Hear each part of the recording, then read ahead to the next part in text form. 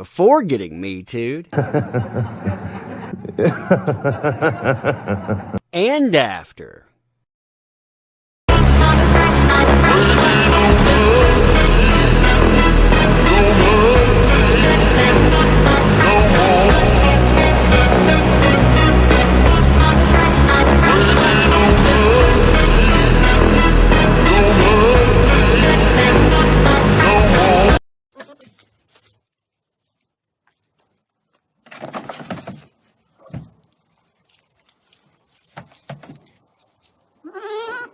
Hey, we love that umbrella guy.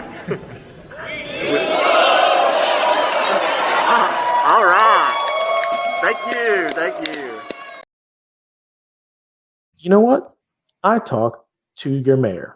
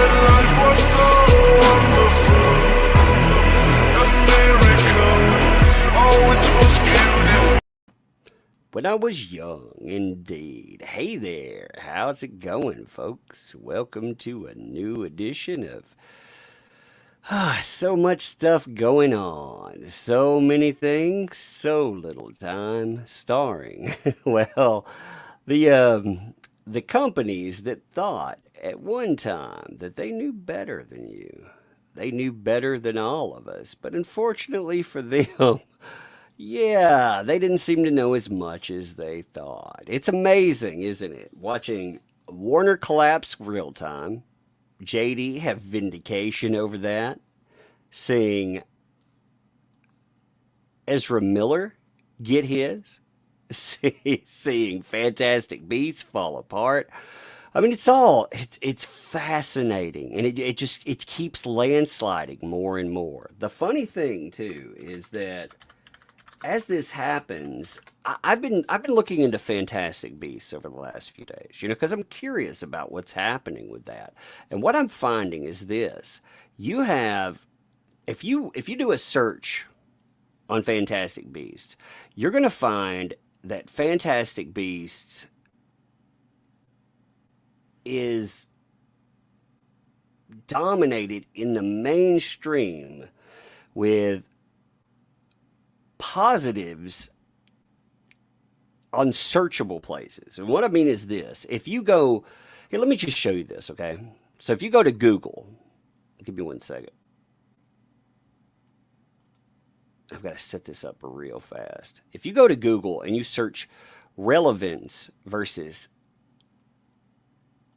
subject itself, if you don't set the thing for the newest reviews, you just get a bunch of shill reviews. It's actually kind of insane when you get down to it. Look at this. Oh, I'm letting people get in while we're talking about this stuff too. But look at this, okay? If you go in and you look up Fantastic Beasts, all right, when you search it, you're going to come up with, the first ones are going to be shill reviews typically, but now, look at this. It's getting worse for them. It's starting to look bad. Third time's not quite a charm. This flailing franchise can't conquer real magic. I mean, it's not looking good. Then you have items like this talking about earnings, and the earnings are really bad. And this, Warner deserves all of this too. I'm going to talk about my comic in just a moment. That's how I usually start off everything. And I want you to remember something. You speak with your wallet. You make sure things like this, they remember who you are. You make sure that these companies remember who you are. And who you are is the one that decides what does and doesn't work. They forgot that. You remind them, but you know what? You never go back. You never give them the satisfaction of having your money again. That's just how it works. You don't have to pay for their products ever. And once they insult you, they spend a year insulting you, a year solid doing that. And they've spent years building this notion that you don't have to be listened to. Once you got, like, if you look back at the statement about Fantastic Beasts by JD, if you look back to the Instagram post that starts it off, right from there you have an outcry about this issue. People are ticked off that he was fired over it. I mean, like I want you to think about this. JD has, well, let's see what's his following now? 12 million followers now. Okay, I mean that's a sturdy number. The amount of likes on his post about that currently stands at what, 1.4 million? Let me see. I'm going to get this exactly right. Okay, so just give me 1 minute. I'm going to pull it up exactly how it is. I'm pulling up the numbers like right off the bat. I'm pulling up his actual Instagram account. Yeah, so it's 12 million followers, you know. So he has 12 million. Just give me, like I said, I want it to be right. God, I hate lags. I can't believe that he has grown to 12 million. You know, this is the thing about this case. This case, it just keeps making him bigger. Like they thought they actually had him shut down. No, he has 3.4 million. My bad on that. I saw it as 1.4 because I didn't have it blown up. But no, he has 3.4 million. So, good God, man. Okay, so I'm pulling up my percentage calculator.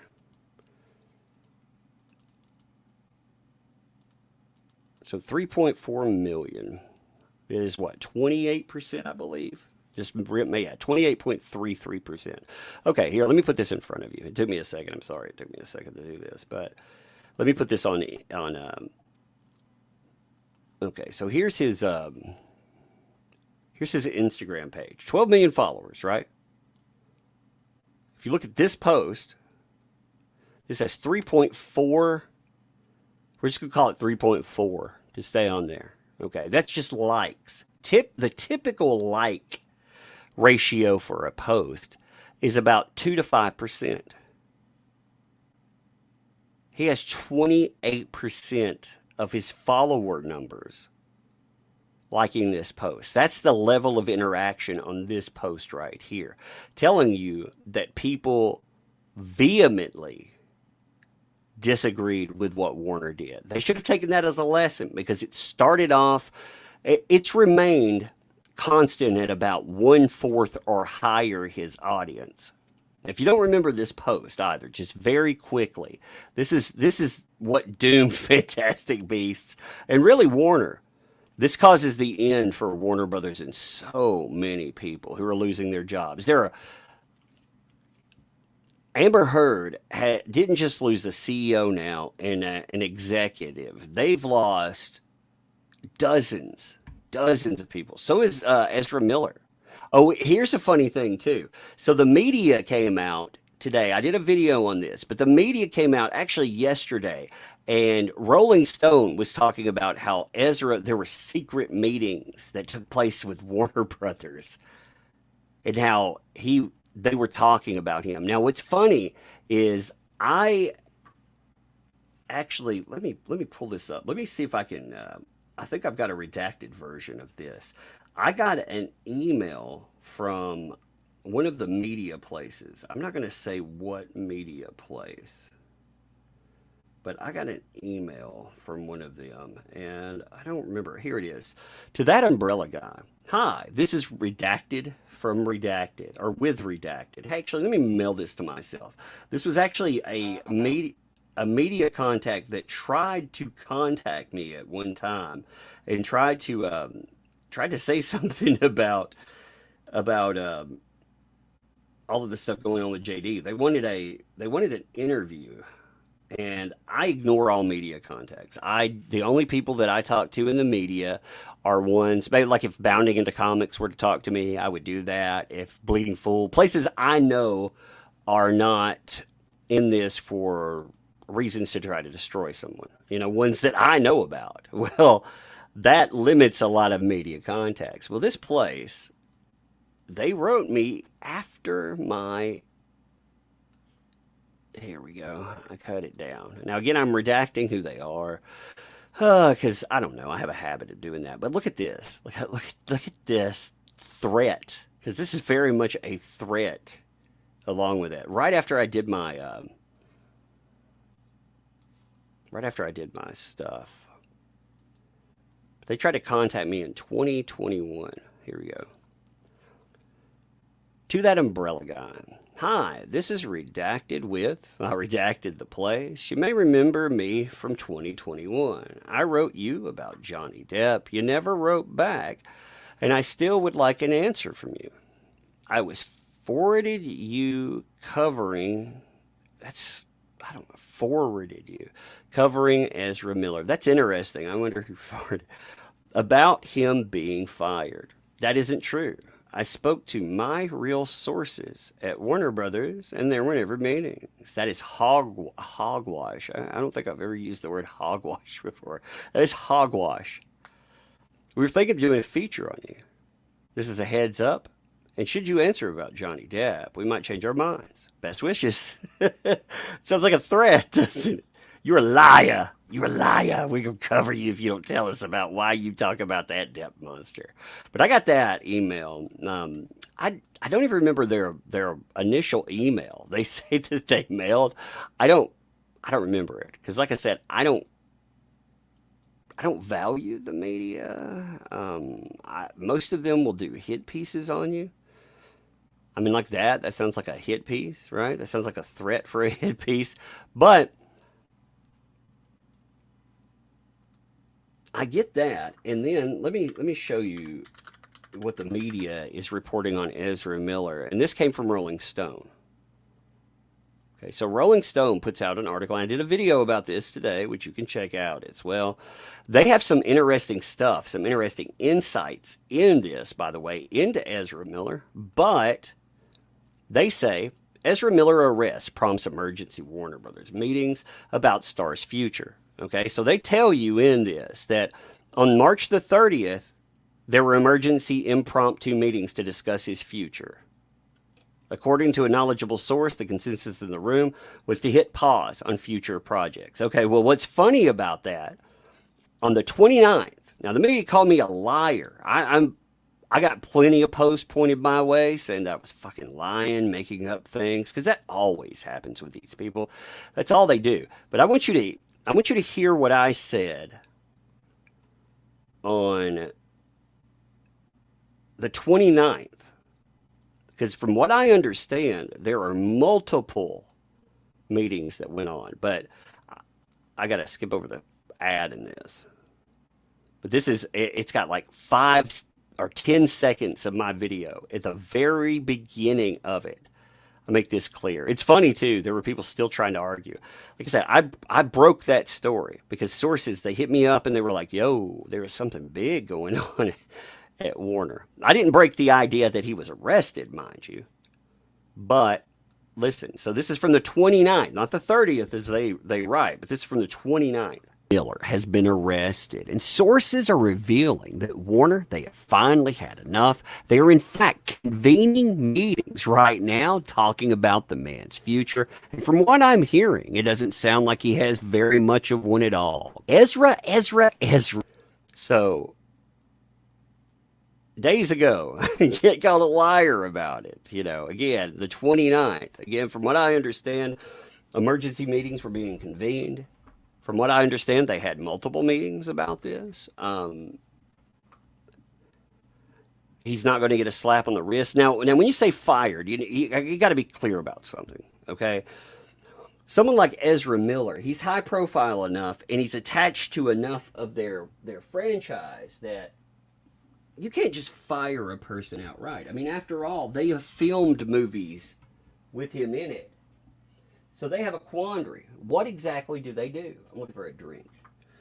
What exactly do they do with him? Do they try to go in and refilm a movie? Because, if you go in and refilm something, you have a real problem. Now, they already have issues with having him go out and do PR junkets. Part of the reason they kept him out of Fantastic Beasts, they didn't have him at the premiere. And part of the reason was because of contractual obligations, like premiere contractual obligations. He's required to do X amount of promo.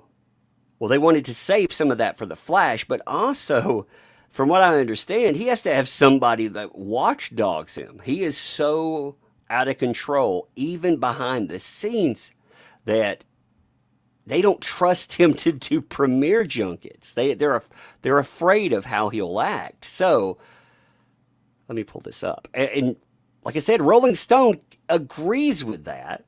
Rolling Stone actually, but again, I think it's hilarious. YouTubers break stories. I'm not saying, whoa, look at me. I remember when Clownfish TV broke stories about Kevin Smith. Talking about what kind of a piece of garbage that he was, how he was lying about He-Man. He was called a liar. He was called so many nasty things. Well, I say he, because I talk to, I like both Clownfish folks, but I typically only communicate. I don't communicate a lot with both people there. I don't know how often both of them communicate back and forth, but I do communicate, like I said, with half of Clownfish TV, and I like both of them. It's just, again, that's who I know I communicate with. But I remember in the moment, all the hate and vitriol he was getting, and I also remember him saying, I'm right in this. I am absolutely 100% right. I know that this is happening. Well, the sources that I talked to, take it from Amber Heard if you want to. Like she said, oh man, all these sources, that Umbrella Guy and other people have them. Well, they're very easy to get. When I first started YouTubing, there was a comic guy that would talk about having sources in comic books, and I thought that was the coolest idea ever. Hey, I've got sources. I can talk about this stuff, and I can talk about this stuff with authority. Well, what I found out as I did this was that most of these companies, they mistreat their employees so badly that they want to talk to you. They absolutely 100% want to talk to you. So it's not very hard to get those sources. I thought it would be. It's pretty freaking easy to actually end up with them. And it's kind of funny, and it's kind of telling. It's kind of telling because, like I said, you would think that many of these companies would pay their people right. But if you think that, you'd be wrong. Let me grab a drink real fast. I have a drink right across my room, so I just have to go and grab it real quick. I forgot to bring it with me. Oh, I need some caffeine. Oh, I hate that. All right. I'm still here. I had to walk across and get my drink. Oh, I need some caffeine. Work. It's work, do promo, do live streams, and then do videos. And then sleep a couple hours and do it again. But it's good. It's rewarding. And we have the case. Remember, there's always somebody that brings up, why cover this stuff still? If you don't know by now that Johnny Depp versus Amber Heard is going to kick off next week, I don't know what to say anymore. It's going to kick off next week. It's going to be big. You're going to have a lot of people covering it. Remember, coverage with people that you trust. No mainstream media. Do not trust them. They lie. They didn't put in the time at all. If they want to do an about face, screw them. Just like these companies that lie to you, forget them. I know two sources that I know have kept up with this stuff with me. One of them, Yellow Flash, he's actually the guy who pointed me at this. And we talk about it. He doesn't cover it every day, he covers everything he feels like covering. But we keep up with it. But he's the person that actually said, hey, he actually said, he said, quit screwing around or whatever, quit messing around. He just messaged me and he was like, look at this case. This is crazy. So he got me to look at what was happening there. And when I did, I ran into, I did videos at the beginning and then I started researching more. I ran into Incredibly Average that told me this is a big, crazy case. And I just kept going with it. That's what's kept me on a trail for a year and a half plus, I'm sure. It's been a long time. I don't remember how long it's been, but it's been a long time. But he has kept up. He doesn't do videos every day or maybe even a week, but we talk about that and we hit highlights. So I know that he's invested. He's been there from go. Also, Ricada Law. Ricada Law, I think, is a very fair person to cover cases. Again, other people that have covered this from go too. I don't mean to leave anyone out there. These are just people that I know. Well, there will be certain YouTubers that really attract attention, and some of them, yeah, they're disappointing. They're very disappointing people. These two are not disappointing. Ricada Law, I'm going to be on with him on Friday night, so it'll be a late stream. But I'm going to be on there with him Friday. We're going to talk about that, talk about comics, everything. It'll be good times. But you need to come on there too and help us sketch that up. He's going to be looking at some of it. I'm going to, he's heard about it here. He's a ardent defender with things like this. Look at his Vic Mignogna coverage. It was impeccable. He was one of 5 people that basically made that case happen, and it was amazing to watch it happen. So let me talk about something, and then we're really going to get into firings and all kinds of craziness. Oh, it's getting crazy, and I love it. So let me talk about the comic. We've got 4 days on it left. 4 days. So on the 30. So let me talk about that, and then we're going to get really rolling. So I'm going to put the link for this. I'm going to pin it to the top as well. We have, look at that, 1,108 sales so far. We are moving along fabulously, but we need to continue moving. We have 4 days remaining on our 30. So it's been a great run so far. It's getting, let me see, I'm pulling this to the top here. Now, I mention this every time. We talk about these companies and how they betrayed us, as customers. And it's not, it's not something that you would take from anything else. But somehow in entertainment, we convince ourselves that we need to go back and we need to go back. No, you don't. You see what they do. You see what they do to the people that make them billions. You see what they do to people that keep their lights on and their companies running. And these companies now are falling apart. Warner Brothers, who is DC Comics, they are falling apart at the seams. The beautiful thing is, too, their merger completes next week. Guess what pops off next week? A trial, a big one. And they're going to be dead smack in the middle of it. They need their stock to go up, up, up from their merger. Well, yeah, there are going to be a lot of people, even more people getting fired because of what's happening there. But even if they streamline, even if they make promises, for years they treated you like trash.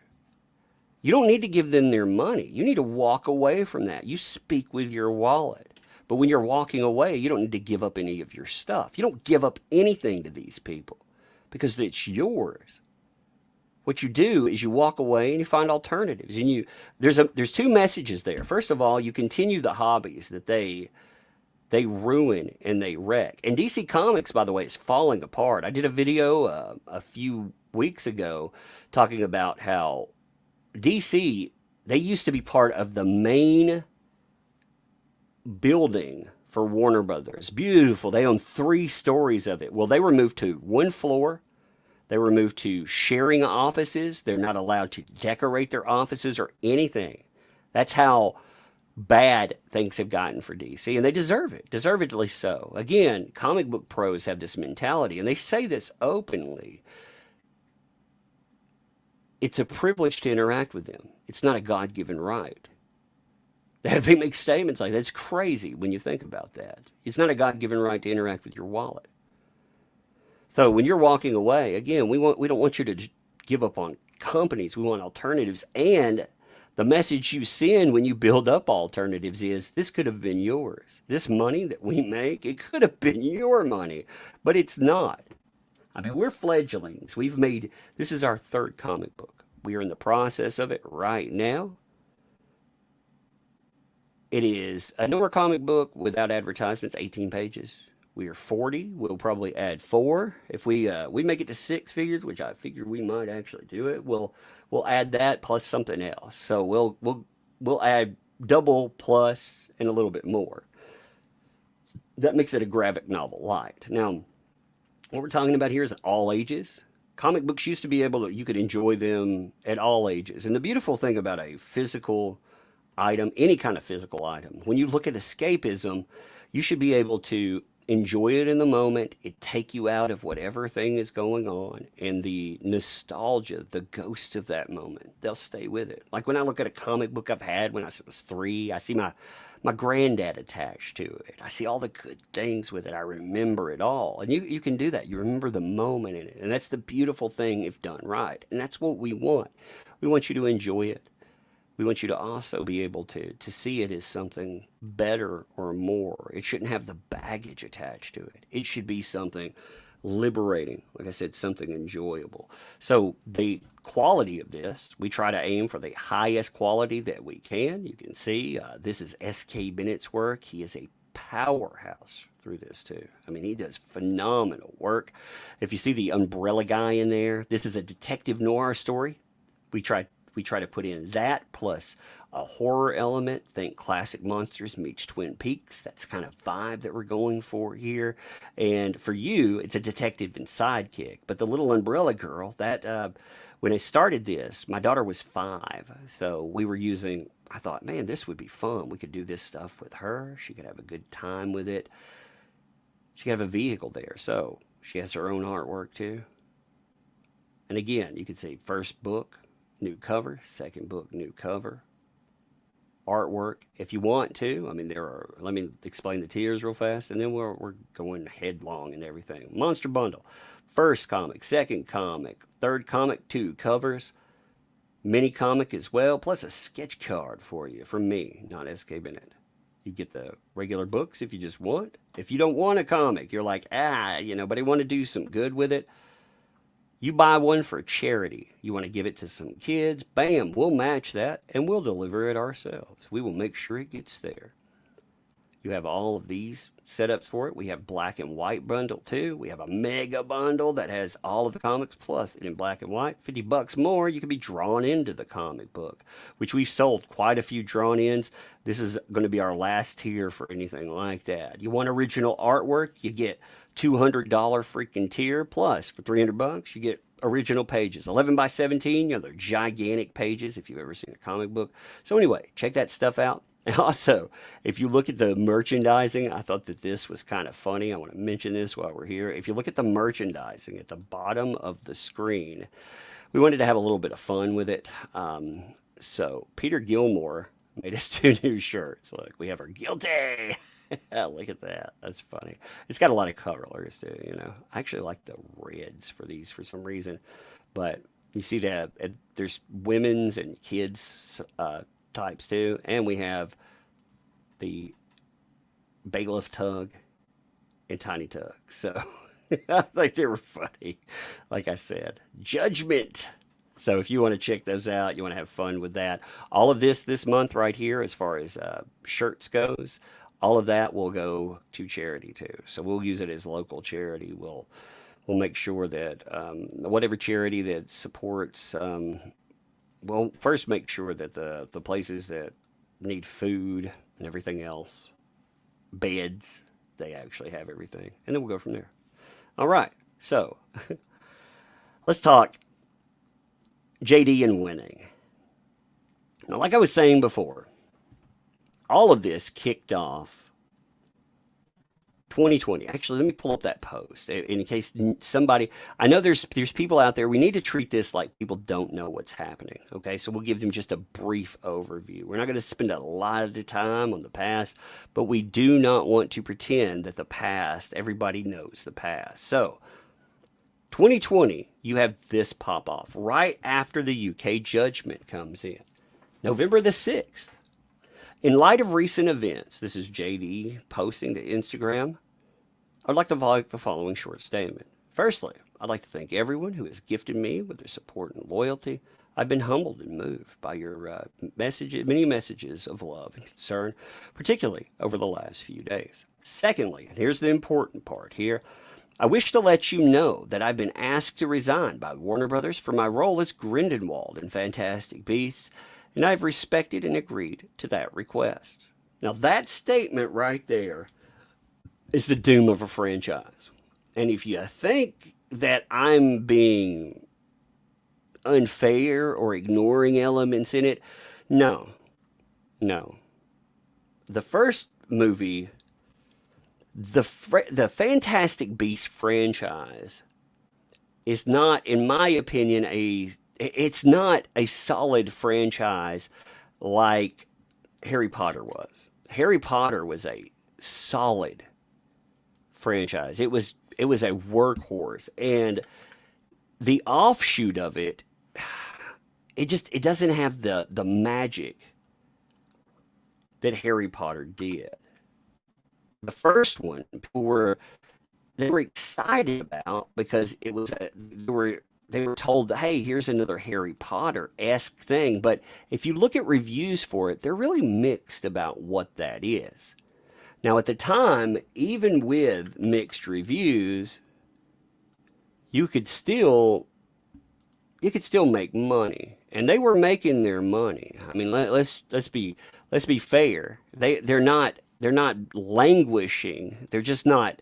I'm not going to call them good. Here's the way the numbers went for that. You know, numbers are important. The numbers, they tell you a story. And remember, with numbers, here's something that you need to really understand.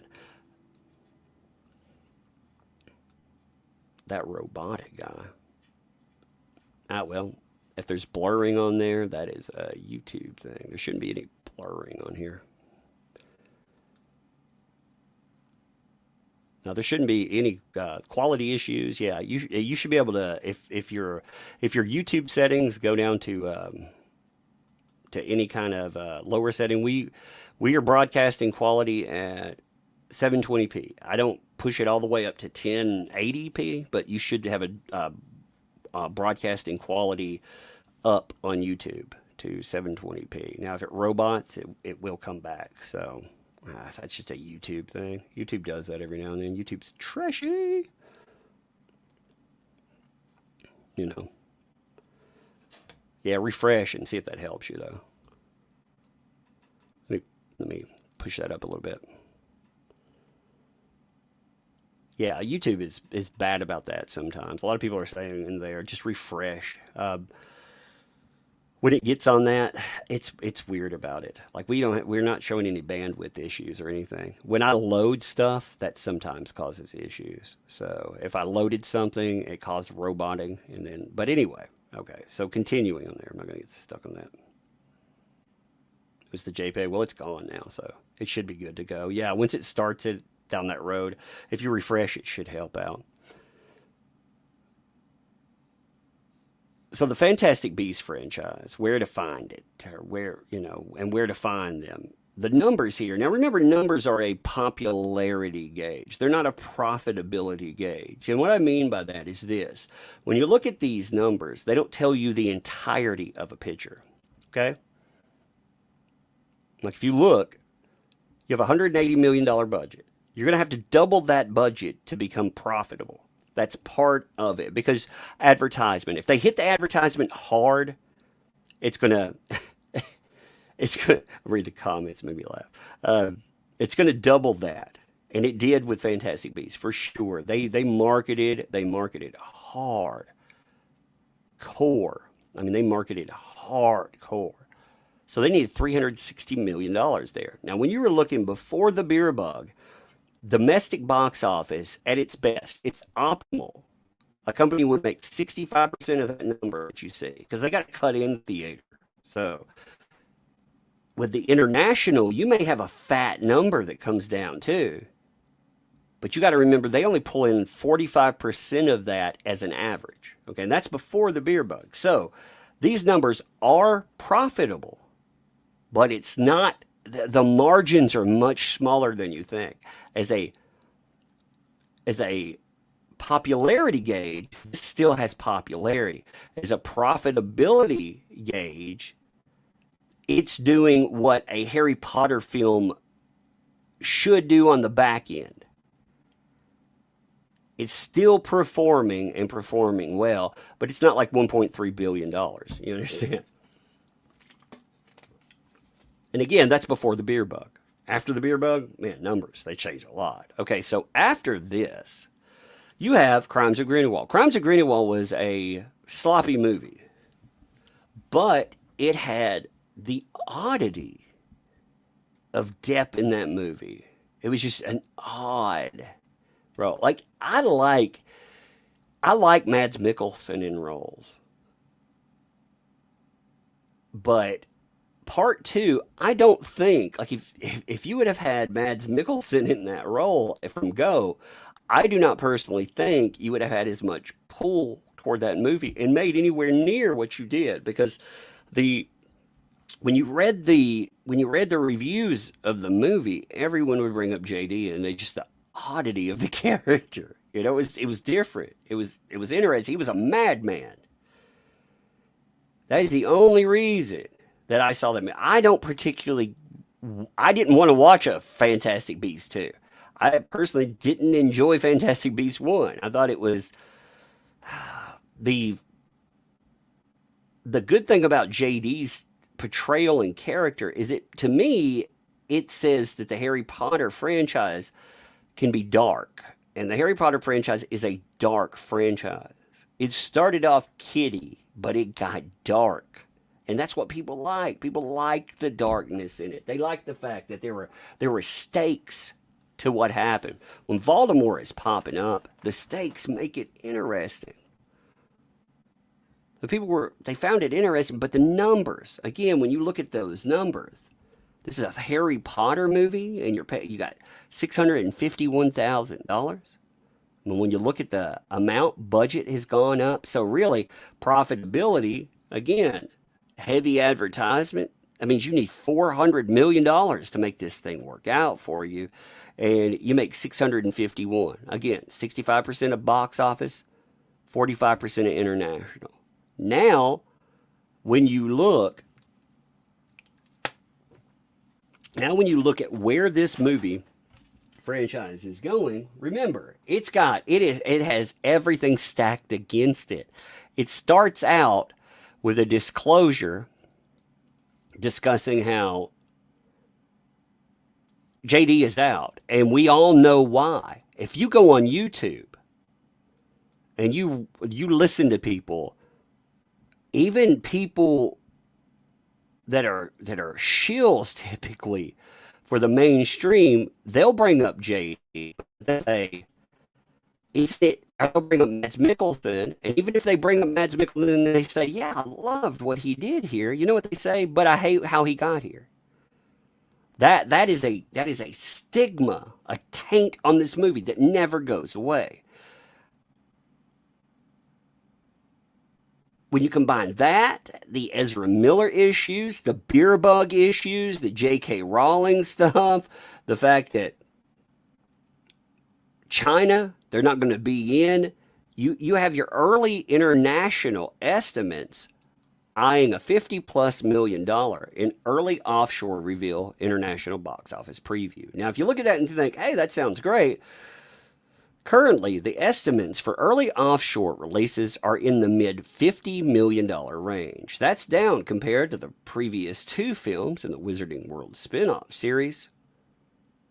Fantastic Beasts and Where to Find Them, and Fantastic Beasts: The Crimes of Grindelwald in like-for-like markets at today's rates open to 120 and 115 million respectively.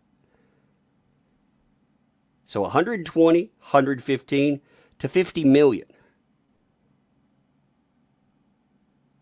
Less than half. Less than half of that. Now, on top of that, you have discussions for earnings. Now, again, these are estimations. And what's going to hurt this movie quite a bit is this movie is getting just destroyed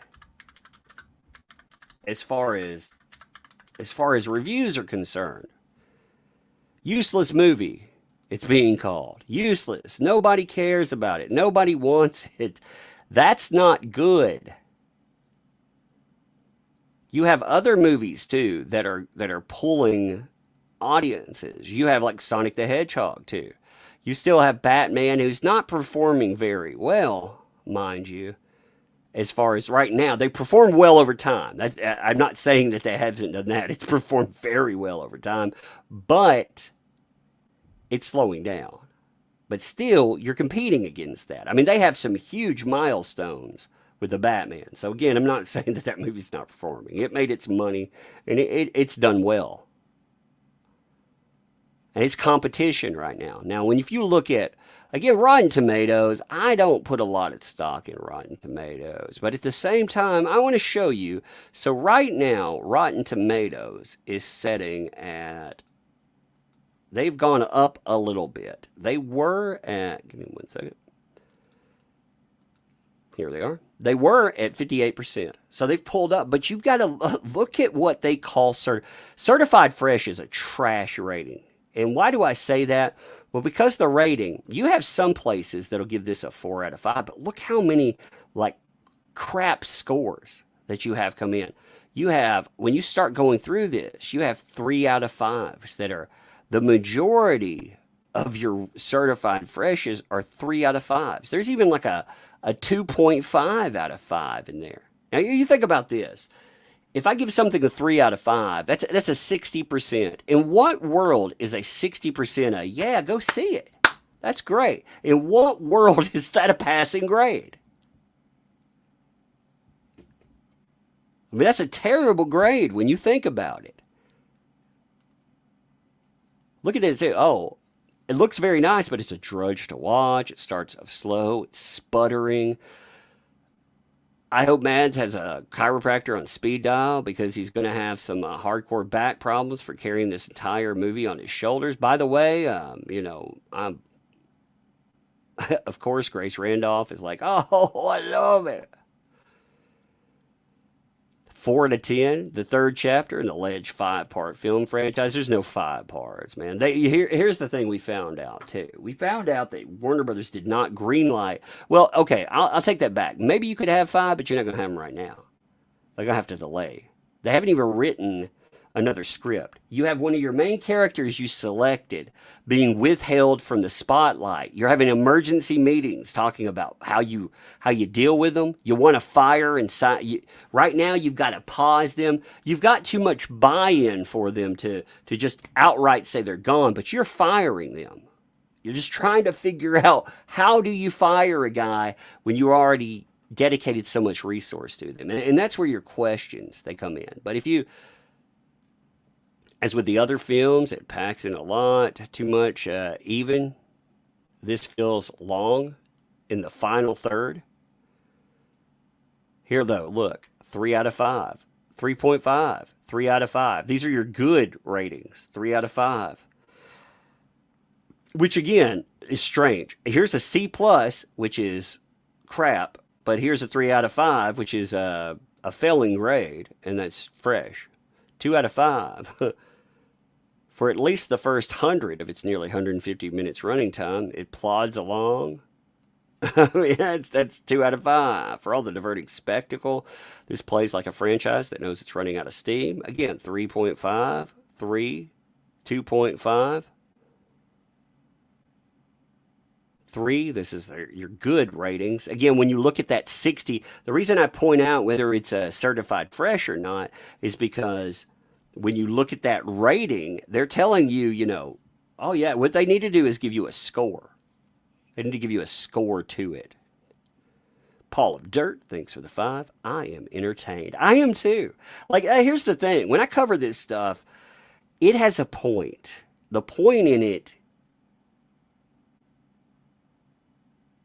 it needs to serve us as well as serve the people. It serves us in the fact that you and I, if we as anyone, men right now, but anyone later on, like men are the ones being falsely accused at an ungodly rate. But you know what? It ain't going to stick with men. You've already had women that have been accused. Right now, that doesn't stay in the headlines. But as more and more relationships become outside of heterosexuality, you have more and more people defining themselves in different ways. You're going to have more accusations that go all over the place. When they go all over the place, one day the media is going to realize that that they need to cover all angles on it. Right now, the whole idea of Me Too has been turned into this is a female movement, therefore men are the aggressors. But down the road, that's not going to stay that way. And people need to understand when you get accused of something, too, you want to stand on the sideline and wave your hands around and say, that's not a big problem, or listen and believe. Well, one day it's going to either come along and it's going to pile drive something that you care about, maybe even yourself. The wallet here for a JD can fight that. So that's one reason it happens. And I am sick and tired of hearing that because somebody is in Hollywood, somebody has a fat wallet, that they don't matter. At the end of the day, someone will say that about you too. And you know what? If you are falsely accused and your life is driven through garbage in the mud, we'll advocate for you just as much as anyone else. It's just that more people see this right now and they understand this is a lie. And if we can change it at a societal level and make people question and ask for facts about cases, then maybe, just maybe, you can change something.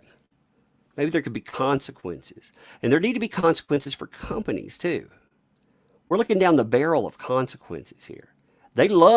All these companies love to back the idea of consequence culture until it's their time. I don't believe that you should be canceled for bullshit. I don't believe that kind of consequence culture. What I do believe, though, is if you want to treat your customers like absolute trash, you want to denigrate the people that make you money, you want to dump them and yet keep people like Ezra Miller around, you need to pay. And Warner Brothers is paying. They deserve it. But I mean, look at these review numbers. Again, another 3 out of 5. Somebody please wave a wand and find some plot and characters for us to actually care about. I mean, again, they're terrible, terrible reviews. Like when you go through this, I encourage you to go through Rotten Tomatoes and to look. 2.5. It's certified fresh at a 2.5. I mean, come on. That's the lie to this stuff. It's such garbage. I don't care about the CBR file. You can see what I'm doing with my stuff. I don't care. It's pretty. Most of the stuff that I'm downloading, if it's on Brave, I'm checking out whatever, movies or whatever. I'm checking them out from companies that, well, if I like something too, I'll buy it maybe. But I was told by Marvel that they don't want my money. I was told by DC pros that they don't want my money. I'm a bigot. I'm a sexist. I'm a racist. I'm a bot. I don't want my money. So you can't have my money. They can't have my money at all.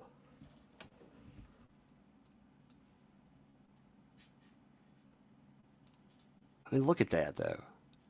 That is a farce. That is an absolute farce. And I do think it's funny. Now, like I said, Ezra Miller, the stuff with Ezra Miller is the most entertaining thing I have ever seen. Because Ezra Miller is an absolute train wreck. Like, look at this stuff that Rolling Stone wrote about him.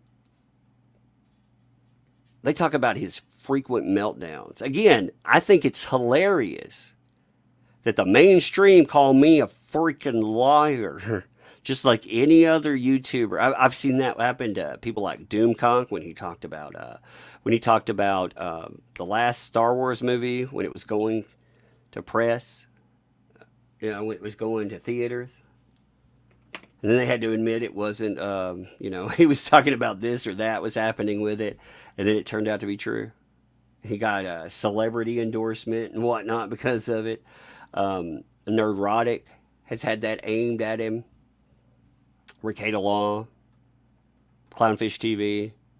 So, I mean, when you look at that, a lot of people have had it. I find it hilarious because these places, they tell you this is exclusive. They have an exclusive here. This exclusive, they didn't break it. Like I said, a lot of people reported on the arrest there, but right on the day that the arrest stuff was coming up, I had one source and then a second source hit me up and they were like, yo, this is bad. Like, this is really bad. The panic behind the scenes at Warner Brothers is crazy. They don't know how to deal with this. This is going to tank something. And with the merger coming up, this is going to cause huge problems. Remember, too, okay, the thing with Amber Heard and him, they have been protected behind the scenes for years. Like the one thing that allows them to operate with impunity is the idea that they always have advocates. All right, well, look at the list of people that are out now. And when you're looking at all of these folks, like, let's see, I'm looking for the right ones. It started off with the CEO, Jason Killar. He's out. That's the highest person on the ladder of rank and file. Now, he gets a golden parachute, but he's told there was discussion over whether he would be allowed to stay here or if Discovery CEO David Zaslav, he would be the guy taking over. Well, Discovery CEO takes over because at the end of the day, the CEO for Warner Brothers has just made an absolute mess out of things. His one and only job was to turn around HBO Max, and he couldn't do it. He couldn't do it because, look at the decisions he's made. When he decided to go in and insult the entire Actors Guild, like that's, what a decision, right? What a decision to go with. Hey, what's up, Johnny's girl? Thanks for the 5. Eve Fartlow is saying they both, JD and AH, should move on and get both their reps and careers back, and then berates JD for dragging AH into court. Oh, well, see, Eve Barlow wants that. You know why Eve Barlow says stuff like that? Because she is the travel partner for Amber Heard. She is her travel companion, so she lives with her. You don't know about their relationship. She's either her baggage carrier or maybe more. Maybe she gets a little fame from it too. Who knows exactly how that works out? What you do know, though, she, like, if you look at her pictures there, she just seems happy to be there. And hey, more power to you. If that's what you want out of life, that's great. But the problem is when she's carrying her water, she fights her fights online. And remember, she's part of doxing circles. In fact, I want to show you a message here. You got to give me a second to pull this up because it's going to take me just a second. But I want to show you a receipt from something. Because, I've talked about the doxing circles many a time. But one of the things that I forget to bring up is the Eve Barlow tweet. If you don't know who Eve Barlow is, by the way, look her up. Eve Barlow is, again, somebody that currently carries Amber Heard's water, as it were. It's somebody that has been doing that in person. I mean, they've gone out of their way to uh, to quite literally end up carrying their baggage, but also online. They're the person that fights. They absolutely have connection to doxing groups and on. And when they've been doing this stuff, like they're promoting doxers, they're promoting false flaggers. Now, of course, they love deniability, but here I want to show you three things here. This will actually show you the connection with Amber Heard too. Amber Heard follows the person that I'm going to show you, and why does that matter? They don't follow many people at all online, but if you look here, Eve Barlow, the live-in person. If you're going to follow this trial, follow these people. This person right here took credit for knocking Adam Waldman offline. They told me in no uncertain terms, you're going to be next. And they tried to take me out. That's what these folks do, okay? You can see them communicating behind the scenes where they're doxing because they're part of doxing groups. Please don't tell anyone in the other groups that we know the identities of redacted yet. I redacted it myself. We're keeping that hush until we know what Amber's team wants to do with that info. Now, in the groups that they're part of, where they're doxing, they're throwing out people's private information, they're trying to destroy lives essentially because they back the person that they don't want them backing. There it is. Give me 1 second. I was pulling up that. You have Eve Barlow communicating with these folks. Somebody said, hey, what's going on with the FBI stuff? This was in one of those rooms. Eve Barlow was there. These are screenshots from rooms where you also have doxing going on. You also have people being falsely reported to the police. Her connection right there. 2 connections to Amber Heard. Straight up. 2 of them. And there's another connection too. But Eve Barlow, the person that's right there in Amber Heard's living room, is connected. This person too, they know about redacted documents. Like I said, they've tried to cause me problems before because of documentation saying, "Oh, that umbrella guy knows a little too much." Well, you know what? They knew what redacted portions that had my name in it. They knew what was there. But moreover, if you want the connection to Amber Heard, you saw the name of the person. All right. Well, if you go through there on Instagram, they don't follow that many people. But if you go through their Twitter, now I don't know if their Twitter is the same now, but if you went through their Twitter, these are screenshots of their follows. Somebody took all of these for me because I was too lazy to do it myself. I asked somebody if they would. Luckily, thank you. I appreciate you. You know who you are because I was too lazy to do it. But if you look through all of these, you have a bunch of names that you wonder, like who are these folks? And then here at the bottom, look, this nobody account, this false flagging, doxing, connected to Amber Heard's team, got Eve Barlow sitting in the back rooms. They're followed by Amber Heard. Amber Heard follows like 200 people, but she follows like 10 of these accounts that are nobodies. Why do they follow those nobodies? Well, there you go. Because they'll do their dirty work, just like an Eve Barlow. Eve Barlow is the real life version of what we see on Twitter there. As long as you fall over yourselves, as long as you feign and you stutter and you act like you care, you say, "Oh, my queen," they'll give you attention. You know what? You can bag your attention up. You can throw it in a fucking river, in a landfill. That's where it belongs. I mean, it's worth about nothing. It's a whole lot of nothing. In fact, you know where that attention gets you? If you took it to the highest level, it ends you up with 9 fingers and a cigarette put out in your face. That's where that attention gets you. So I'm going to say, no thanks to the really stinky mint on my pillow. I don't need that in my life. I mean, celebrity, if you're going to hold celebrity up, you don't hold them up because you think they're pretty. You don't hold them up because you like something that they did out there. You hold them to a level that you would hold people to in real life. If a person in real life was lopping off people's fingers, putting cigarettes out on their face just because they want to point the other way and they want to say, no, no, no, that all happened to me. No, it didn't. The proof is there.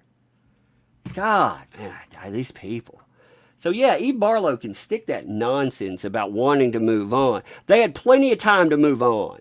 All they had to do was not plot with another organization, co-conspirators,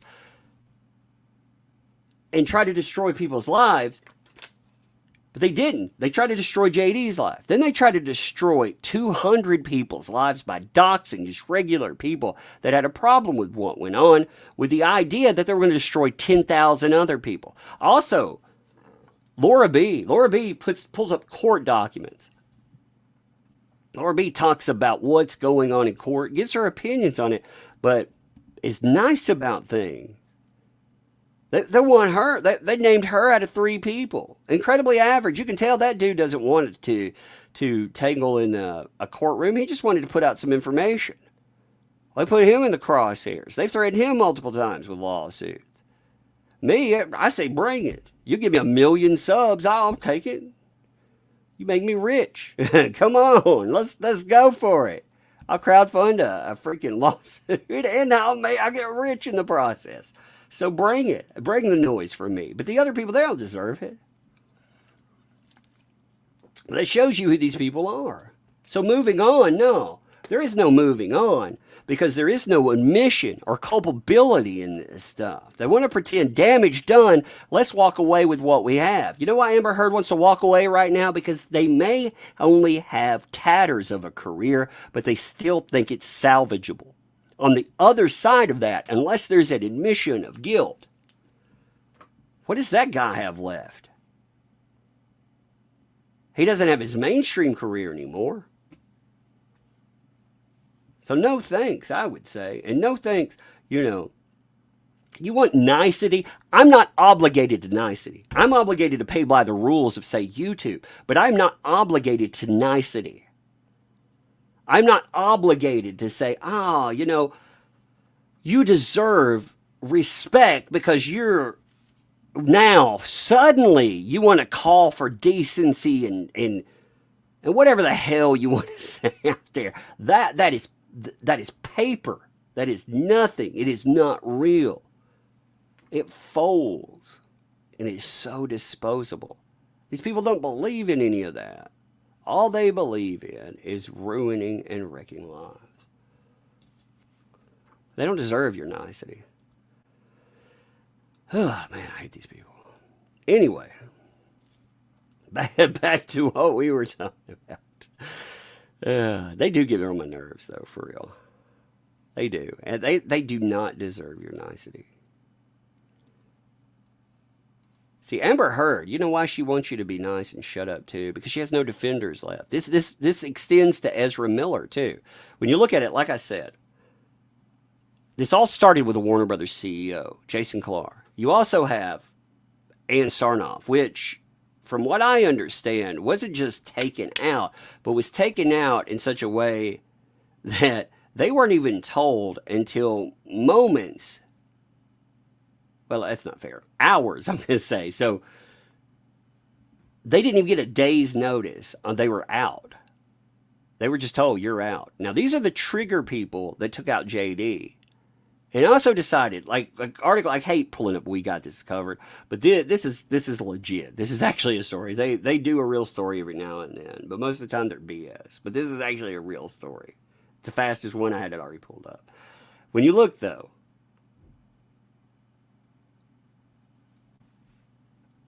this credits, and it brings up some good, just listen to these 2 paragraphs. I think they're very, they tell you where we were 220, with 2020, I said 220, I don't know why I said 2020. Like, listen to this. What a difference a beer bug makes, right? It really puts you back in the driver's seat because they desperately need your money. That's without even mentioning the Fantastic Beasts creator, J.K. Rowling, co-star Ezra Miller, have also been embroiled in major controversies of their own this year, but so far, Pirates of the Caribbean star is the only one that lost his job. And now, a new report intimates that this decision was made by Warner Media's recently appointed CEO, Jason Kilar, and Warner's freshly installed chairman, Ann Sarnoff. AT&T merged with Time Warner to create the multimedia conglomerate in 2018. Look at that, though. Their merger, they managed to go 4 years. They were already, remember, too, that they'll try to tell you that the beer bug is what took them out. They were carrying tens of billions of dollars in debt. They were snowballing debt at an astonishing rate because of their decisions. It's just like movie theaters, okay? At the height of movie popularity, AMC 2019, best movie year you ever seen, ever. Golden age of cinema. They lost $150 million. So they're dying a slow death. The beer bug, it just expedited the timeline. It was like adding 10 years into 1 year. No longer were you losing 150 million, you were losing billions. And that's the same thing that happened to Warner. It expedited it, but they were dying the death of 1,000 cuts. Only in this way, it was the death of 1,000 stupid decisions. They were on the way out. They were just on the way out slowly. They weren't profitable. Even with the merger with Discovery, they still carry a debt load of $58 billion. They need you. They desperately need you. That's why you say no. You say absolutely no. But when you go in, this isn't the fat doesn't stop there. Like, you have everyone connected with these people falls. And what that means is they are vulnerable because they have no more defenders. Ann Sarnoff was a huge defender of Amber Heard, was the trigger person that took out JD. And on top of all of that,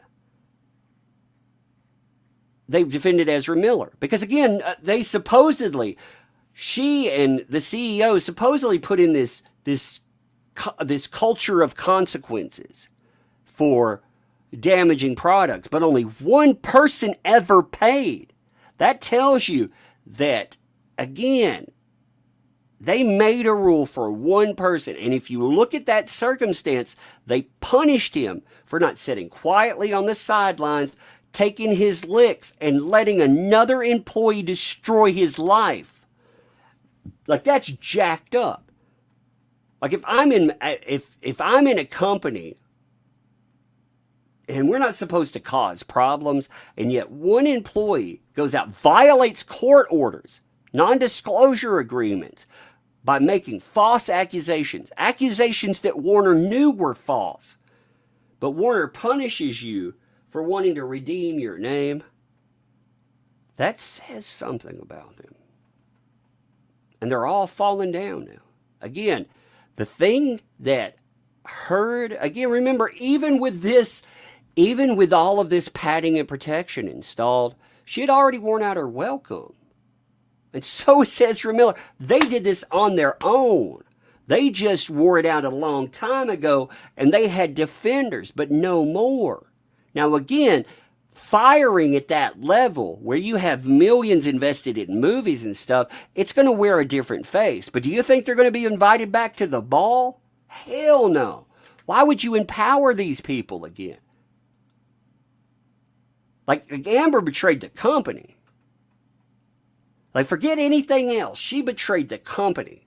She told them, we will not drag you into the courtroom. And she betrayed them. They put trust in her. She betrayed them. They'll never, ever. And she was told multiple times, stop. Ezra Miller, he was told, hey.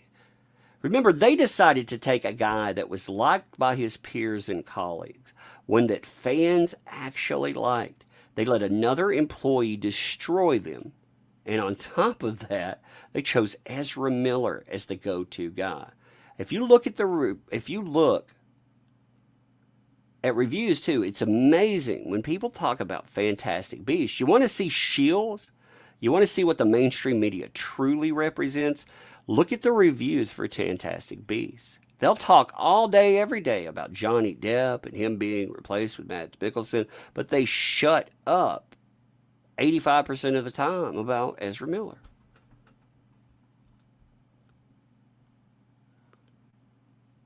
Let's see.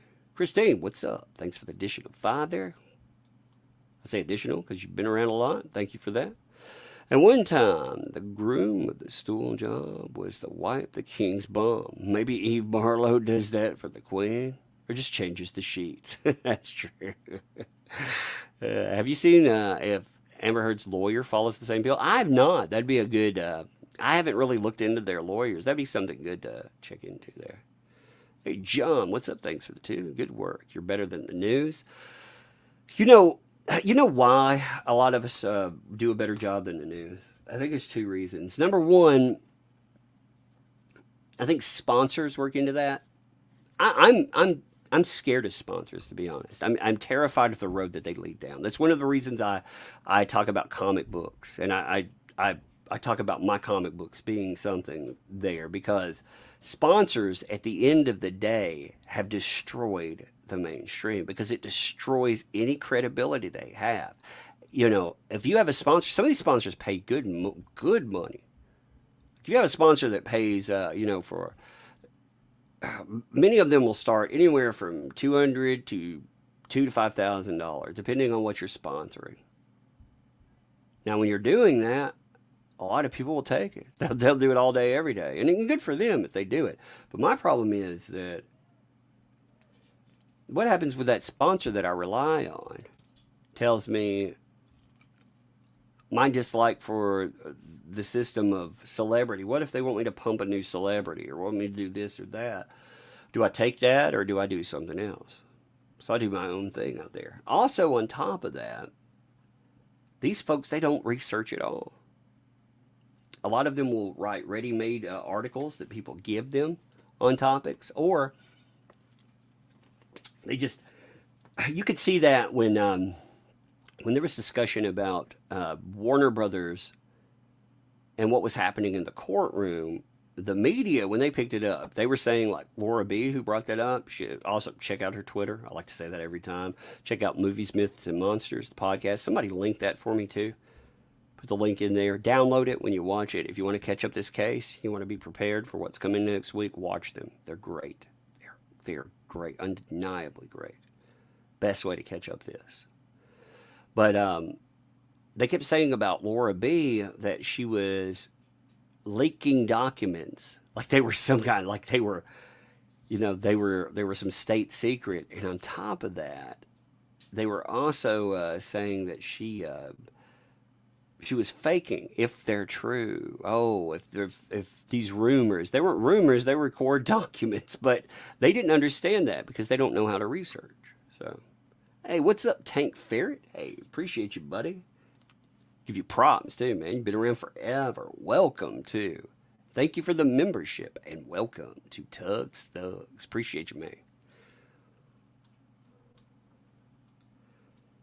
But if you look at that name of all of the people that are out, I mean, you're talking chief financial officer, right-hand corporate communications person. So that's the person that does your damage control, the person that puts out your memos, the one that does your talking points. They're out. Again, he put all these people into positions of prominence that cost the company a lot of money by decision. Their desperation just snowballed that. And yes, the beer bug caused problems. You know what's really telling? They're even firing their chief inclusion officer. So that person and chief inclusion. The person that writes, this tells you something about what they think about inclusion, by the way. Their inclusion officer is also the one that does their propaganda. So their spin meister is the one that enforces inclusion. It's unreal in Hollywood. Like companies that, it's one thing that I like about online. Like all you people that are out there, when I see you or talk about something, I don't know I would prefer this way too. Unless you're voluntarily giving out information in your name or your icon, I don't know anything about who you are behind that. I don't know if you're male or female, unless you, again, volunteer that. I don't know about any type of identity. I don't know anything to discriminate against or not. I mean, that is the most inclusive thing ever because we are all equal. We are just our ideas. We've been told by Hollywood, though, Hollywood is such a backward place that they have to have people in positions of prominence just to make sure that they're not racist as fuck. I mean, you want a true indictment of Hollywood? There it is. They need inclusivity officers because all of them,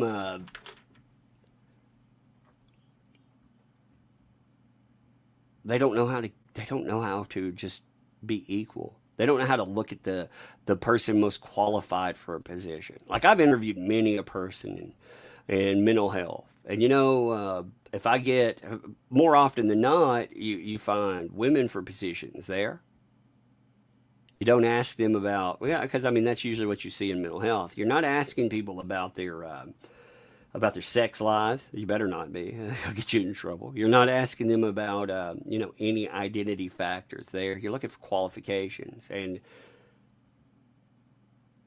in Hollywood, I guess it's so bad with superficiality. And it is too. If you look at awards ceremonies, I mean, if you look at the merits that get things in now, one of the things for consideration is going to be hitting checkbox. Some of those checkboxes piss me off too. It's like this. I work in mental health, and one of the things you should never have to disclose to anyone is your mental health conditions. You should never have to identify that. In order to be considered for certain awards, though, directors are incentivized for hiring people with mental illness. That means you would have to talk about it, and it would be something they parade out there, talking about not how good you did at a movie, but they were to parade you around as their token mentally ill person. That's disgusting to me. Tokenization is gross. But Hollywood has to be reminded because they're a bunch of racists. They're a bunch of bigots. You see how meritocracy works in Hollywood, You're valuable until somebody accuses you of something as they slice off your finger and burn holes in your face. Ugh. Anyway, Mike Walters, thanks for the 5. Hey, Tuck. I hope you're having a great weekend. Did you have a chance to watch last Friday's episode of The Mic Stand where I covered Action Comics? I've not yet, buddy. I've not yet. I've got the link for that. I just haven't yet. The Cancer Man, thanks for the 2. Did you drop corn cobs on Ethan Ralph's doorstep? I saw that marriage at the bowling alley. I saw that. I thought, oh my God, no, that's right. That was crazy though. That was something. The Ethan Ralph stuff, man. It's been entertaining, but it's crazy. But like I said, looking at this again, so let's look at we'll get the numbers for Fantastic Beasts soon too. But let's look at, this is the guy they decided to keep for JD. And remember, when we talk about all of this stuff, remember the decision for Warner Brothers was to take the movie itself, to take Fantastic Beasts, to move it around. And they got so desperate about trying to keep the damages from hitting Fantastic Beasts that they decided they were going to drop it on April 15th. Then they get pulled into the courtroom and they start focusing on April the 6th, their International Day. Their focus was supposed to all be on April the 15th. You know why they used April 15th, by the way? Because they figured that when they fire JD, when it drops, it's going to be like it is now. Everybody's going to be bringing up JD. No matter what, Mads Mikkelsen is going to be compared to JD. You're going to have discussion about that. It's going to be an overriding factor. People are going to be pissed off. They're going to talk about it all on social media. They figured that if they dropped it in the trial, there would be enough news and they could just kind of drown out the noise. What they weren't expecting with all of this was Ezra Miller And again, the people that get blamed for this in the merger, you had all of the people that would have been blamed, that would have been blameless, let's say, the ones that would have protected Amber Heard and Ezra Miller, they all got blamed for all these problems, and they're gone, all gone. Now, who do you think's left to blame? And somebody is going to get blamed for these damages. Somebody's going to get blamed for the cost of moving around Aquaman. Someone's going to get blamed for the embarrassment as your company gets pulled into a courtroom on the week that your merger is finalized. Like, a lot of people have not computed that yet. Discovery rather, and Warner Brothers merger finalizes next week. When the case pops off, their name's going to be connected to that. That is a huge moment. Make money. The stock speculation market, they're going to be saying, ooh, is this a good time to invest in that company? That's when you're going to rebound some value and you can start off on the right foot. Well, guess what? The biggest trial coming out of Hollywood in forever has them listed as a bad guy because they knew about the Amber Heard situation and did nothing. It doesn't matter if they fire every single damn person that's connected to that. It doesn't even matter if they threw Amber Heard under the bus. At the end of the day, they knew about all of this stuff, and the stain stays with Warner, even if they want to rebrand with another company. You can rebrand all you want, but at the end of the day, you're still the company that did all of this, and nobody forgot. So the Ezra Miller stuff, though, if you read through this, again, like I said, I think it's really funny. They want to take my story. I did not break arrests or anything. I'm not saying that. I love, like, when you post about something like this on Twitter, too, you'll get the hardcore Warner or Fantastic Beast shields. They'll be like, you didn't break anything. I'm like, dude, I not only broke this story, I got the date right on it because they said the 30th. The original meeting dates started the 29th. They started when this mess kicked off. But what's funny is they want to compare. First of all, this is a minimization tactic to a point. Will Smith isn't the only Hollywood star facing backlash in the wake of a public outburst. It's not a public outburst. First of all, Will Smith, what he did to Chris Rock is totally different than what Ezra Miller has done. Ezra Miller has turned on the common person, the customer. You can go out and you can slap the shit out of 30 freaking stars or starlets, but when you start choking fans, that's a different game. Because we control your future. And when companies tell you, when he was warned, what should have told you what this company was right from go was when he choked a fan and got caught on video. He was warned. You try choking somebody that comes up to you when you're working anywhere else. See how that goes over for you. Hollywood, that was their fault, They were pushy, They were asking for it. They were wearing the wrong clothes. Why did the media get away with that there? Why is it the same argument? The same people that want to pound on their chest and be like, oh, I denounce those folks that say she was asking for it because she was wearing the wrong clothes. Well, that's what they said. And I denounce both of it, by the way.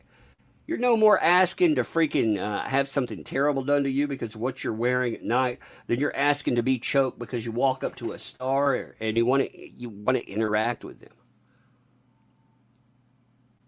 I mean, that's just a jacked up idea. You were too pushy. Oh, God. What's up, Rock and Ruin? Thanks for the 5 there. Later, reach out yet for the Monster Bro? Yes. I've got the information. If you would hit me up and remind me, either hit me up on Twitter or hit me up on my email. I'll put you in I'll not put you in, but just hit me up and remind me of what backer ID that is, and I'll make sure it gets there. Or you can do it that way, or you can hit them up. I'll put you two in contact, and you can get their shipping information. However, whatever's the easy. I guess that would probably be the easiest, actually, because you as the person controlling that, if you could put in shipping information. Again, whatever they're comfortable with. But if you want to make contact, like I said, just hit me up. However you want to do that. But yes, they did. I forgot to mention that. Appreciate you saying something. But if you look at this, again, they tell you about, on March 30th, like I said, multiple meetings, but the meetings kick off March 29th. They told you, according to knowledgeable sources, the consensus in the room was to hit pause on future projects. What they're doing is trying, again, to figure out a way. Firing, they need to get rid of this guy, but how do you get rid of a guy that has multi-millions and contracts and everything else worked in? So they talk about issues that have been there. And again, some of these issues are interesting. Like this, for example. One insider says that Miller had frequent meltdowns during production last year on The Flash. While the insider stresses there were no yelling or violent outbursts, they describe Miller as quote-unquote losing it. Ezra would get a thought in their head and say, I don't know what I'm doing, the insider tells Rolling Stone. Now, think about the differences here. So, what did JD get flack for when he was on the set? They spun the idea that he uses an earpiece so he can use music, as part of his acting process. He uses an earpiece for that. They were saying he was so drug-addled that he has to have somebody repeat his lines to him, which absolutely was not the case. The person that was doing that, they made that very clear. They made clear that it wasn't a substance issue or anything else. That they set him up because of music. It's part of his creative process. That was his big thing. What's Ezra Miller's? He has meltdowns on set, and everybody hates him. I've heard terrible things from insiders within Hollywood about Ezra Miller and about Amber Heard. Terrible things about both of them, about working with them. And again, you see Ezra Miller discussed. Amber Heard doesn't get discussed as much. If you go back pre-2016, if you look before she had Me Too, she was actually, one of the things a lot of stars and starlets figured out is that if you can use Me Too, you actually create a shield of sorts. And that shield keeps people from talking about the things that they did before. If you look back, though, pre those days, you have a lot of discussion about who that person was. And those discussions they're very interesting. But look at who they trade for. Then you have, of course, the Hawaii. You have other discussions. Actually, we'll go through these and we'll talk about what they are. I think Tarantino should start a movie studio with all the crazy canceled actors. He should make a movie. Maybe they should really do the Purge with the crazies, like the ones that deserve it. Maybe they should really do the Purge. Amber Heard stars in the real Purge. I tell you what they need to do, and I keep telling you, I think this is a perfect idea. They need to go in and they need to recast Mira. And when they're recasting Mira, I'm not saying, but I kind of have an idea for, casting. I mean, call me. Call me. I did from this case, by the way. One thing that I did learn from it, if I learned nothing else, in the U.S., we don't use the word row. So I learned about rows. In fact, I made a little song for you. Row, row, row your boat.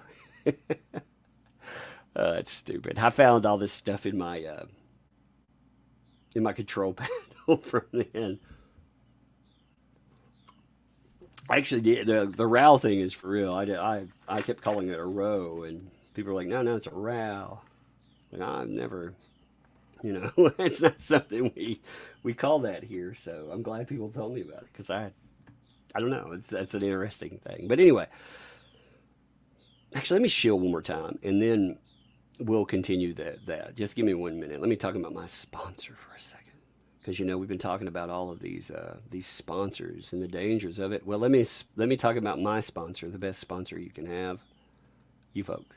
Let's refresh. I haven't done that yet. Bam! Look at that. 1111. That's a cool number, by the way. And what if we get to 1115 at least today? My goal each day is 25, and I think 11:20 gets me to 25 for today. But that we're only 9 off of that number. Again, I'm not going to give you a long spiel on this. I just want to mention it because I think it's important. When we're talking about these companies, you have probably wasted ungodly amounts of money backing them. Ungodly amounts of money. You could do something better with your money, but never give up the things that you like or care about. You put your money in your wallet. You can still watch things. You just become creative about it. I'm careful about what I say with there, but you understand what I'm saying. I'm saying yo he yo. No, you know what I'm saying that there. But when you're walking away, again, support alternatives because these things belong to us. In movies, there's a million movies out there that you can watch. Yes, if the newest biggest thing comes out and you want to watch it, that's your prerogative. And again, I can't tell you what to do with your money. But if you're cutting off 99.9% of your money to these things, you'll be surprised by something. You'll be surprised by how much money that you have for other things. It's amazing how much money you end up with at the end of it. For me, for example, I would spend comic books are an expensive habit. Like I was at one point spending $100 for single issues to 150 a week, and then trade paperbacks. You may spend $1,000 a month. Comics, if you collect them and you keep up with stuff, that's a lot of money for a company. That's why, and the comic industry is held up by about 30 to 50,000 backers. That's it. That's all the backers that keep an entire industry afloat. When people started walking away from that, it severely crippled them. And that's why they're falling apart. But when you're walking away, again, you walk towards something. You keep that thing alive, and also, while you're doing it, you send a message. You say, this could have been yours. So, join us in sending that message too. When you look at this stuff, like I said, we've delivered twice. We'll deliver it again. We deliver a high quality product. This will be fun for you. All ages, 40 pages. Typical comic book is 18 pages. Again, high quality. If you don't care about comics at all, which I hope you do, I want you to see what we make. This could be your first. You may fall in love with the medium, and I hope you do. But if you just don't have, or maybe you've done that and you want to do something good, donate to kids. You donate one, we donate one, we change the world, baby. We tell those kids that we care. And we do that. Here's the message in that. I'm going to go back to our stuff right with this message. When we're sending that message, we look at the mental needs of the people, or rather the physical needs of people that we want to help, but we don't look at the mental needs. Like we don't look at escapism. We don't look at being a kid anymore. We worry about the things that they have to have in the moment, and understandably so. Yes, they have to have socks, they have to have food, they have to have beds, etc., etc. And if we're buying things for kids, we buy them on their birthday or Christmas, but we don't just give them randomly and tell them, "Hey, we care about you." That connection means something. I tell you that with a background of working with kids for just horrible conditions. It's amazing what just a sliver of nicety, of decency, and things that you don't even, you don't even think about. It's amazing what kind of impact that can have. So anyway, let's see. Let me hit these two super chats. Phantasm, what's up? Thanks for the 5. Drop them links when you're dropping them facts. Drop them links. That's right. Y'all can drop them links. CK Allen, thanks for the 5. I'm not a rich person or an extraordinary person. Thank you for being a forum for smaller voices that normally wouldn't count. Here's the thing, too. I'm not a rich person. YouTube has changed my life and my kids' lives. It's changed everything we've had. Seriously. Like, when I got into this, I just wanted to have a voice and to say, the things that we do, they they have meaning. Like you as a customer, you have value. You as a person, you have value. And then I started talking about due process cases. I never in a million years thought about things like ad revenue, never thought about all that. And it's been life-changing over time. Comic books, everything else, it has allowed us to put away money for our kids, for their futures. It has allowed us to pick up, again, not pay for, but invest in a place to live that is our own. We get to do that pre-beer bug, during the beer bug stuff, while houses weren't like a million times higher than they were. But I mean, those things, they came from YouTube. Being in mental health, it's good, but it's not lucrative, mind you. It's good to a degree. And again, when I talk about spending on comics and stuff, a lot of that would come from endeavors like YouTube and things. You got to write off money. But I find different things to write off. Now I back independent projects. I back 300 and I think we're up to about 370 now. Off my main account, it's like 100 and something, 111 off the main one. And I have 2 other accounts. My wife has one and I have another one. But thanks for the 2 there. Appreciate that. Comic books are a gateway to literacy. They're a gateway to so many other things too, and you're right. I mean, there's so many different things that they help with. If it weren't for this channel and a few others, public opinion and knowledge of this case would be crickets. Yes, actually, you know what? Again, I want to give love to... I want to give love to the other channels and other people that have brought attention to this case too.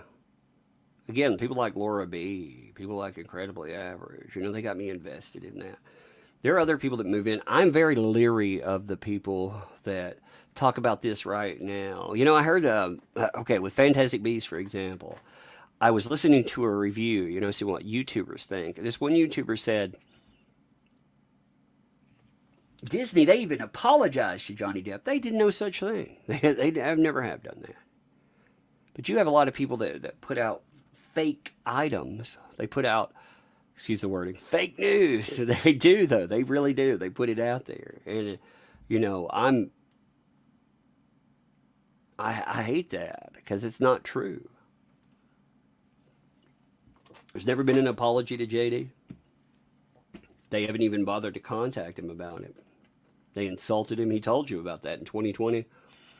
And I know for a fact that when they were putting out video games with his likeness and stuff, they still weren't contacting him. They just let him rot out there. So you have a lot of different places, a lot of people. They'll roll in for the clicks, and that's fine. I understand. That's how YouTube rolls. But there's more involved in a Hollywood shit show. There's more involved in just one guy's life and a crazy person. And it very much is a story of a crazy person and what they do. And it's a cautionary tale. It's a very much a cautionary tale. And it's a societal cautionary tale. But it has stakes for all of us. And other people, they can ruin this. They can actually make a mess of it because they confuse the facts with narratives. Again, they see something and they don't even understand it. They don't know what it means.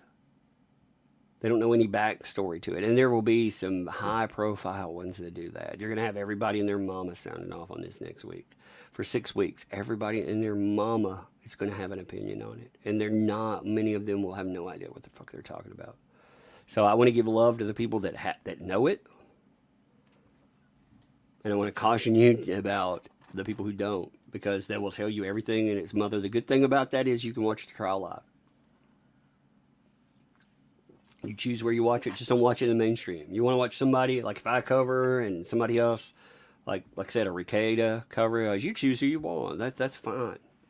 More power to you. Just don't give your clicks to the mainstream. That's the one thing I would ask. Don't give it to the places that hate you and denigrate you.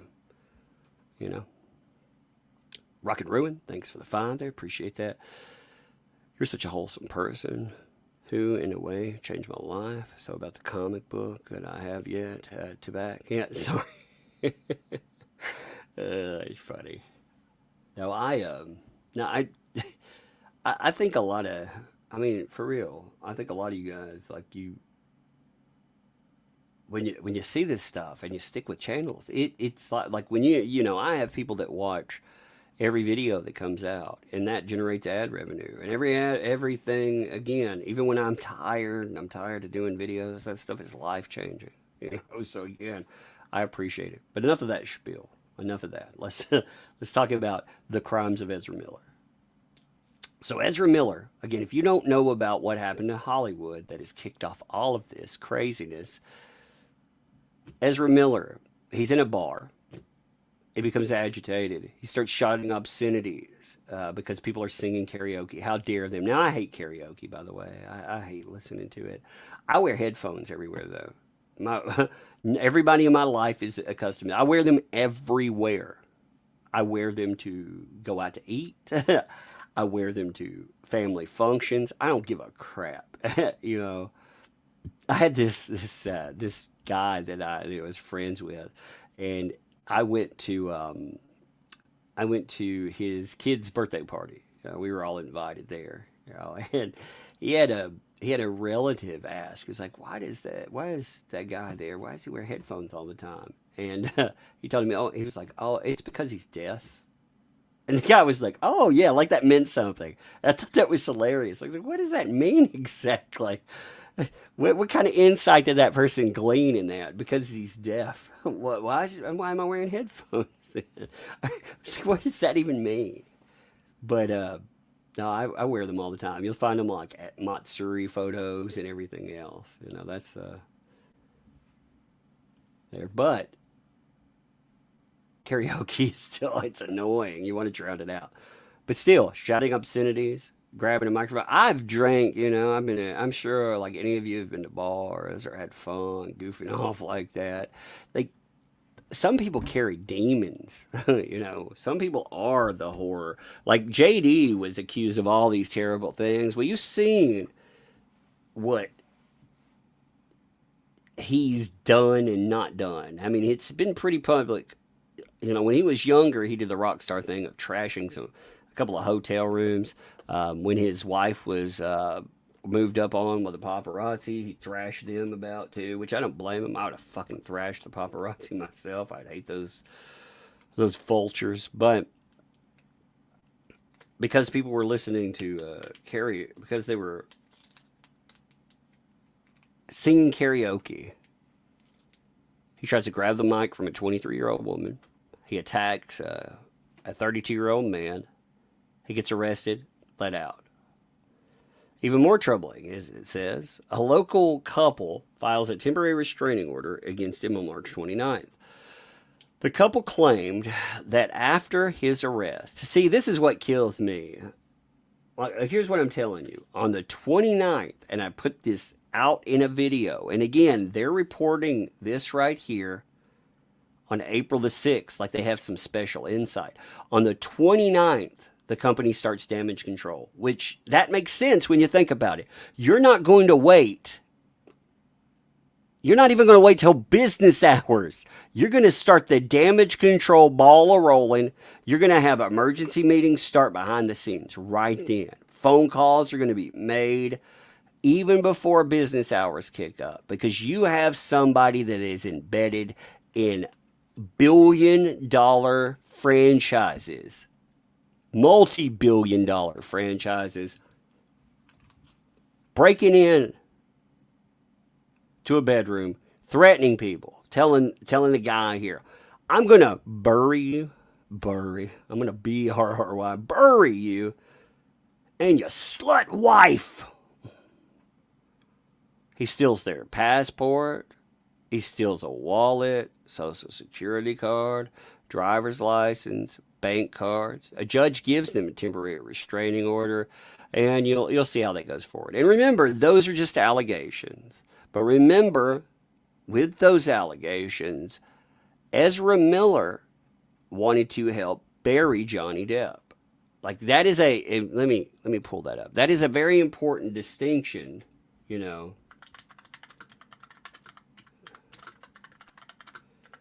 Give me 1 second. See if that. I think it's funny. Like, I had a video hit when I typed that to pull that up. The first thing that hit was Fantastic Beasts is now the world's most problematic movie franchise. That was the first one. That's from 2020 because people had already decided that Ezra Miller was a monster too, and there was, and again, remember everybody else, because of Warner Brothers, because of Ann Sarnoff, because of the people in charge, they were all fine. There was nothing against them, no problem. But here, you have Ezra Miller talking about this is part two. You already have people moving to cancel him, and look at the way that this stuff is worded. Okay, he could have cut this off at any time and made it not a negative or an attack, but just read. So they start out, Fantastic Beasts, The Crimes of Grindelwald star Ezra Miller said the cast wasn't consulted by J.K. Rowling about J.D.'s involvement in the franchise. Nope, none of us were consulted. None of us knew. Look, I bring forth my best work to this. I did the best I can. So that would have been okay. I mean, you could have gone with that. But then he adds this, carefully elaborating. They're telling you. He's telling you what he thinks. I would say that literally every single aspect of my reality, inclusive of a lot of things that are not fine with me, are fine with me. That is a statement about JD. I'm going to say that I'm not fine with him being there, but still, it's amazing how far the banner of all good can extend. So I'll do the work and I'll take the check, but screw that guy. That's what that says. Okay, well, if you're willing to do that, with no evidence, accusation without substantiation, then you reap the whirlwind when it happens to you, baby. And we know, by the way, that Ezra Miller is not a good guy in any of these situations. He's already proven himself as a bad guy in these types of situations because he choked a fan on video. We watched it. We saw it. Everyone has seen that by now. I mean, again, we don't need this situation. He should have never been attached to any movie after that. He should have been gone. Tick, yep. Thank you for the well. Oh, thank you. I appreciate all you folks. Oh, there you are. I see you. I was like, where? Thank you, by the way. And welcome. Thank you for the membership, too. Welcome to Tug's Thugs. I don't know if I said that. If I didn't, I meant to. And if I did, thank you. Welcome. I appreciate all you folks. Like I said, I do. I appreciate you. And I love saying that. It puts me in a good mood to do memberships. Memberships are up a lot this month, too. Maybe it's because I stream like 1 million times, but they're up a lot. I think already they're up 24 memberships so far in the last 28 days. So that's crazy. But the Hawaii incidents is the latest, as they say. You have 2020, the kickoff. But you notice, look, this is a statement. Sources say the Iceland footage gave Warner Brothers pause at the time, but Miller was not kicked off scene to Dumbledore like castmates JD. And they go through the wife beater statement. But it gave Warner Brothers pause. So, you don't matter. You don't matter. That's what they tell you there. Now, they tell you, like I say, here's the reason that you can't just